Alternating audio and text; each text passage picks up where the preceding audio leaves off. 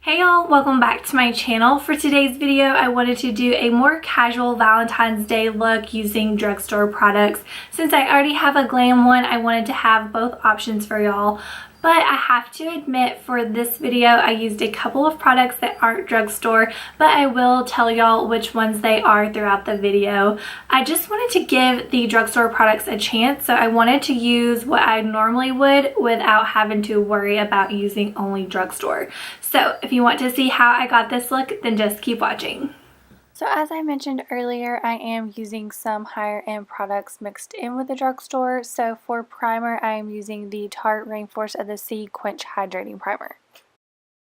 For foundation, I'm going to use the same L'Oreal one, and I'm just going to add one layer instead of the two. It definitely looks a lot better with just the one, and I'm applying it the same way, just with a damp beauty sponge. And if you didn't see my last drugstore video, this is the L'Oreal Infallible Fresh Wear. It is their newest foundation. I am thinking of returning this one. The color is not bad, but it could be better, so I may exchange it, but honestly, I may just return it because I wasn't that impressed with it.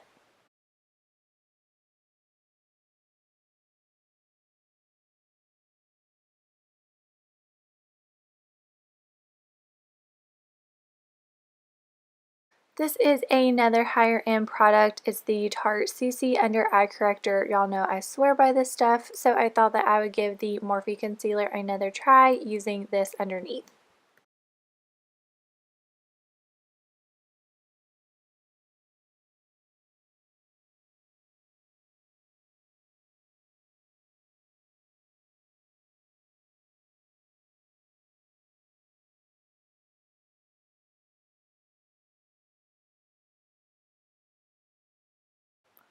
Okay, y'all, I tried it again and I just couldn't do it, so I'm pulling out my tried and true, my Shape Tape. I know that it's $27, but in my opinion, it is completely worth it. It is hands down my all-time favorite concealer. This is a holy grail product for me. If you haven't tried it yet, I highly recommend it. But anyways, I definitely am going to try a different color in the Morphe concealer because I think that's a big reason I don't like it. And I'm thinking maybe next week I'm going to try and do a video using one side Shape Tape, one side Morphe concealer, and just see how they compare throughout the day. I think this may be my last higher end product, but don't quote me on that. This is the Laura Mercier Translucent Setting Powder. Setting powder really isn't that big of a deal. I didn't like the Maybelline one that I tried, but I'm sure that there's a really good drugstore setting powder. I just haven't found it yet.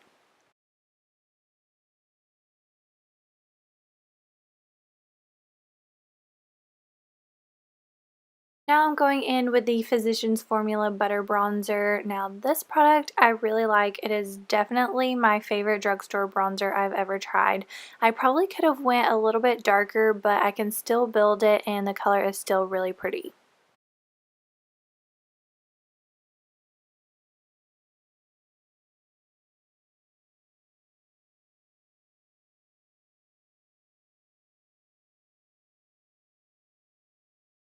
For blush, I am using a Milani Baked Blush in the shade Dolce Pink. I think this is such a pretty pink. It has a little bit of a sheen to it, so it gives a nice glow, and you all know I love my glow. I think this will be really pretty going into spring, and even in summer, I think this would be really pretty with a bronzy look.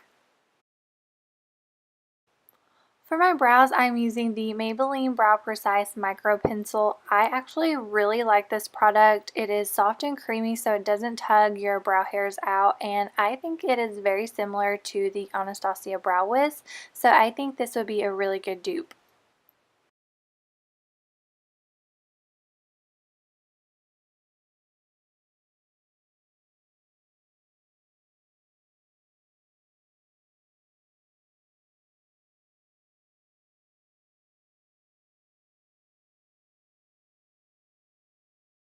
For my highlighter, I am using the Wet n Wild highlighting powder in the shade Golden Flower Crown.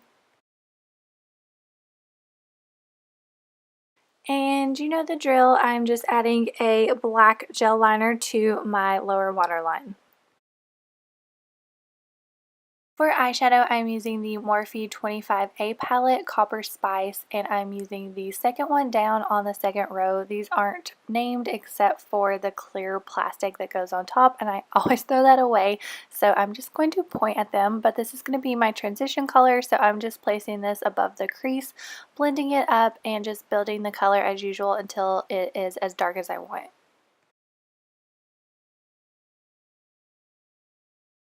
Now I'm taking the third one down on that first row and placing this in my crease and building this as well. And after each shade, I always take just a clean fluffy brush just to blend everything out, make sure there's no harsh lines. And when Shania Twain comes on Pandora, you stop and have a dance party and just sing along. Okay, dance party is over. Back to the makeup. I forgot to apply my eyeliner, so I am just doing the usual, applying a black gel liner to my lower waterline. Now I'm taking that same shade I used in my crease and just dragging it along my lower lash line, and then I'm going to take that same clean fluffy brush and just buff it out.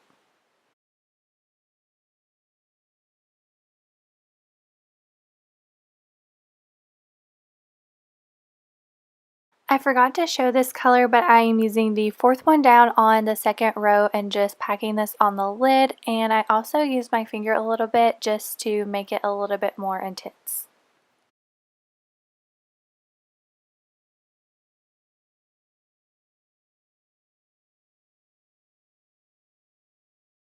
And you don't have to do this step if you don't want to, but I am taking a small brush and placing that same shade that I used on my lid in the inner corner. So I forgot to show these colors too, but I'm actually using two different colors. You do not have to do this. I'm just extra, so I did. I used the third one down on the last two rows, and I'm just placing it on the outer corner of the top and lower lash line. And I'm also taking it into the crease a little bit just to make sure everything is nice and blended. And then I'm going to take that same fluffy brush and make sure there are no harsh lines. So I actually got this mascara for free the other day whenever I bought all my drugstore products from Ulta. It came in this little free gift set, but it is the Maybelline Lash Sensational Mascara. It has a curved wand, so I kind of like that. It reminds me of Benefit Roller Lash. Definitely like Roller Lash better, but as far as a drugstore mascara, this one was actually pretty good. I've already tried this one in my last drugstore video, but I thought that I would just compare the two, so I'm going to try it out on the other eye. It is the Essence Lash Princess, and I actually really like it, and I like it better than the Maybelline one, and I think it is $4, so definitely a good drugstore mascara. And to finish off the look, I'm using this Cushion Lip Tint by Revlon in the shade 210 Pretty Kiss.